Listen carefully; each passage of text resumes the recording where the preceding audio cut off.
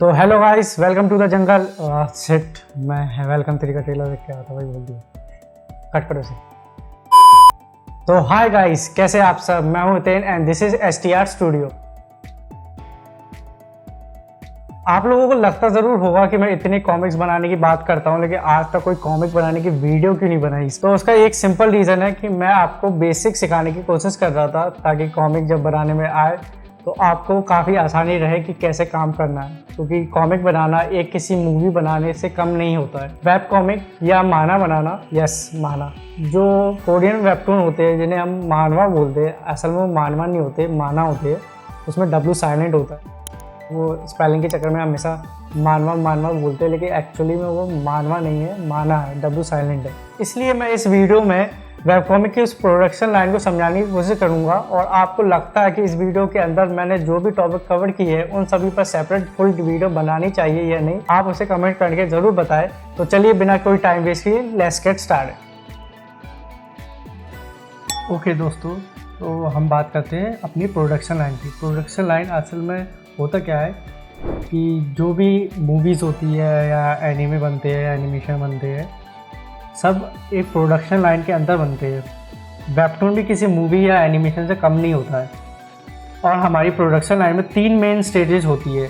First pre production, second production, third post production. चलिए पहले बात करते हैं हम प्री प्रोडक्शन की।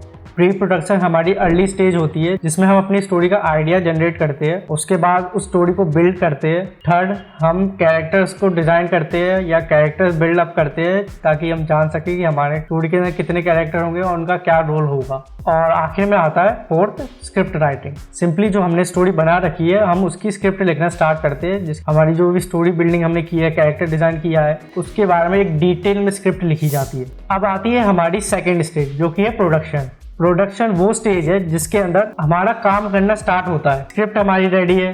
जब वो वेबटून बनेगा तो वो दिखेगा कैसे, उसके कैरेक्टर कैसे दिखेंगे, उसके बैकग्राउंड कैसे होंगे। इसके अंदर जो सबसे पहला वर्ड आता है वो है स्टोरी बोर्ड। बेसिकली मूवी हो या एनिमेशन हो, सब में स्टोरी बोर्ड बनती ही है, और वेबटून भी उसमें से कम नहीं है। तो उसमें भी हम एक स्टोरी बोर्ड बनाते हैं, जैसे कि आप देख सकते हैं कि मैं इसमें एक स्टोरी बोर्ड बना रहा हूँ। अब आती है हमारी सेकेंड स्टेज, रफ स्केच। जब स्टोरी बोर्ड बन जाता है तब हमें उसके बाद उस स्टोरी बोर्ड पर रफ स्केच तैयार करना है, ताकि बाद में जाके हम उस पर लाइन आर्ट बना सकें।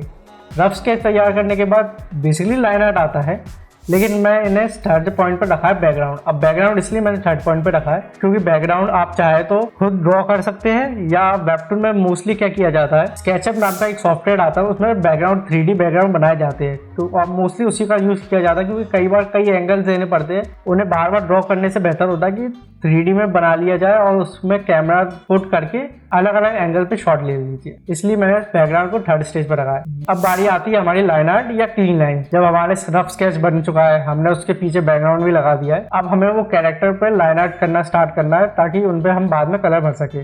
Line art basically rough sketch को क्लीन करने की प्रोसेस होती है, ताकि जब हम रफ स्केच हटा दें तो जो कैरेक्टर सामने आए सिर्फ लाइन के अंदर वो काफ़ी क्लीन दिखे और उन्हीं से बात समझ में आ जाए कि हमारी स्टोरी कैसे जा रही है। फिर सेकंड स्टेज जो आती है हमारी फ्लैट कलरिंग।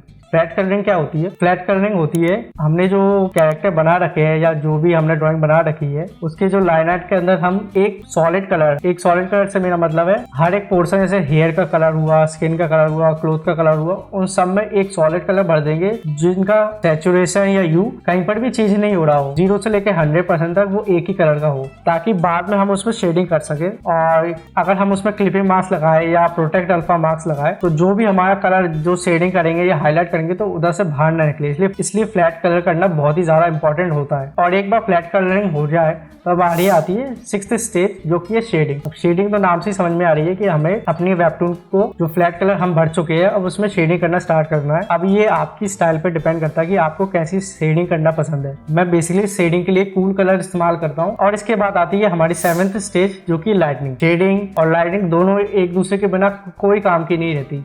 आपको भी पता है कि लाइटनिंग का काम कितना इंपॉर्टेंट होता है। तब हमें कैरेक्टर को लाइटनिंग देनी पड़ती है। लाइटनिंग आप जैसा शेडिंग में मैंने बताया था, जैसी आपके स्टाइल है आप उसके हिसाब से उसे लाइटनिंग दे सकते हैं। मैं लाइटनिंग के लिए वार्म कलर का यूज करता हूँ और मैं कोशिश करता हूँ कि अपने शेडिंग को जितना हो सके डार्क रख सकूँ, तब जब मैं लाइट डालूं तो वो उतना ही उभर के सामने आए। अब इसके बाद आती है हमारी 8th स्टेज जो कि एफएक्स। एफएक्स मतलब जो भी हमें इसके अंदर स्पेशल इफेक्ट डालने हैं, जैसे कि रोमांस ड्रामा है तो हार्ट, एक्शन है तो शॉक वेव्स, थ्रिलर सीरीज है तो डार्क ग्रेडियंट, ऐसे जितने भी आपको एफएक्ट्स दिखते हैं जैसे मूवीज में या फिर एनिमेशन में, उस टाइप के एफएक्ट्स डाले जाते हैं। अब इसके बाद आती है हमारी प्रोडक्शन की लास्ट स्टेज जो कि है लेटरिंग। हाँ, आपने सही सुना, लेकिन इसे गलत मतलब में लेके मत जाइए। मेरे कहने का मतलब है जो भी हम इसके अंदर वर्डिंग करने वाले हैं, हमें बेसिकली स्पीच बबल बनाने हैं और उसके अंदर डायलॉग लिखना है, और इस तरह से हमारा प्रोडक्शन का काम खत्म होता है। माना कि हमने पूरी कॉमिक बना ली और हमारा प्रोडक्शन का काम खत्म हो गया है, इसका मतलब ये नहीं है कि हम कोई भी चीज हमारी बनाई हुई वेबटून को बस ऐसे ही डाल देंगे। इसलिए इसके बाद 3rd स्टेज बहुत ही इंपॉर्टेंट होती है जो कि है पोस्ट प्रोडक्शन। पोस्ट प्रोडक्शन का हमारा सबसे पहला काम है रेंडरिंग या एक्सपोर्ट करना जो हमारी फाइल है, क्योंकि हमने वेबटून तो बना लिया है लेकिन अब हमें उन्हें इमेज फाइल में भी तो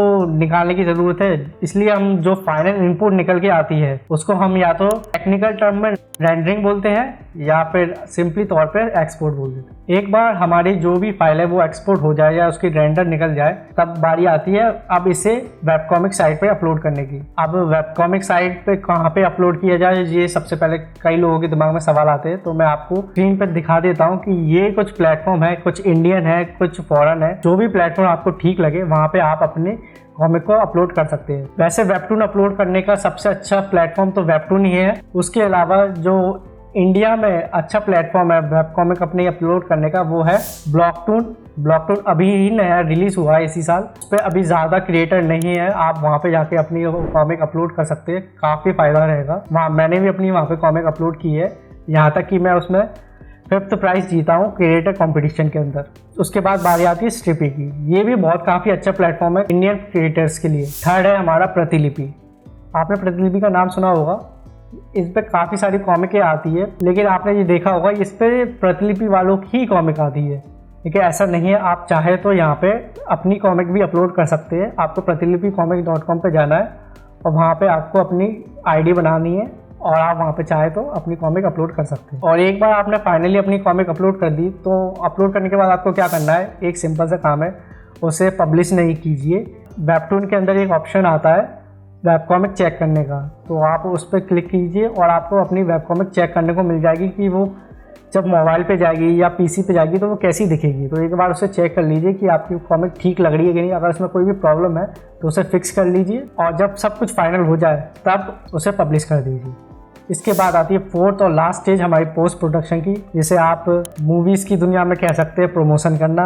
उसी तरीके से अपनी वेब कॉमिक या वेबटून का प्रमोशन करना भी उतना ही इंपॉर्टेंट है। तो आप चाहे तो उसका प्रमोशन किसी भी सोशल मीडिया साइट पे कर सकते हैं, जैसे इंस्टाग्राम, यूट्यूब। और एक बार वहाँ पे आपने अपना प्रमोशन कर दिया तो फिर आपके पास जो बचता है काम सिर्फ अपनी नेक्स्ट एपिसोड पे काम करने का, ताकि आपके जो रीडर्स है, जो आपको फॉलो कर रहे हैं, सब्सक्राइब कर रहे हैं, वो आपकी कॉमिक का इंतजार करें और आप उन्हें वो स्टोरी दे सके, वो कैरेक्टर दे सके जिनसे वो कनेक्ट कर सके। एंड आई होप सो आपको आज की वीडियो भी पसंद आई होगी। और आपको इस वीडियो के अंदर कुछ भी टॉपिक समझ ना आया हो या फिर आप चाहते हैं उस पर एक डिटेल वीडियो और बने, तो कमेंट करके मुझे जरूर बताइए आपको ऐसी वीडियो और चाहिए कि नहीं। और मैं मिलता हूँ आपको अपनी अगली वीडियो में।